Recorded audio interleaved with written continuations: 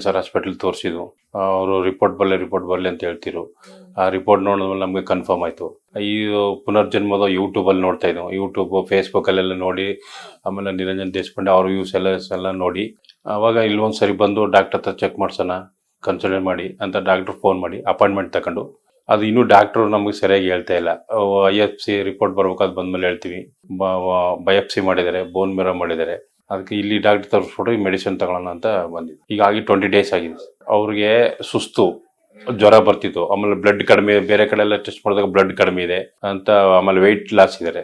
ಆಗ ಬಂದಾಗ ನಾವು ಬೇರೆ ಮೈಸೂರಲ್ಲಿ ಸರ್ಜನ್ ಡಾಕ್ಟರ್ ತೋರಿಸಿ ಅಲ್ಲಿ ಈ ರೀತಿ ಕನ್ಫರ್ಮ್ ಅಂತ ಹೇಳಿದ್ಮೇಲೆ ನಾವು ಆಯುರ್ವೇದಿಕ್ ಮೆಡಿಸಿನ್ ತಗೊಂಡು ಪುನರ್ಜನ್ಮ ಯೂಸ್ ಚೆನ್ನಾಗಿದೆ, ಸುಮಾರು ಜನ ನೋಡಿದ್ದು, ಅದಕ್ಕೋಸ್ಕರ ಕನ್ಸಲ್ಟ್ ಮಾಡಿ ಇದನ್ನು ಟ್ರೀಟ್ಮೆಂಟ್ ತಗೊಳಂತ ಬಂದ್ವಿ. ಸ್ವಲ್ಪ ಜಾಸ್ತಿ ಓಡಾಡಕ್ಕಾಗಲ್ಲ, ಜಾಸ್ತಿ ನಡೆಯಕ್ಕಾಗಲ್ಲ. ಈಗ ಊಟ ತಿಂಡಿ ಸ್ವಲ್ಪ ಮಾಡ್ತಾರೆ, ಅದನ್ನು ಸ್ವಲ್ಪ ಸುಸ್ತಾಗುತ್ತೆ ಅಂತ ಹೇಳ್ತಾರೆ.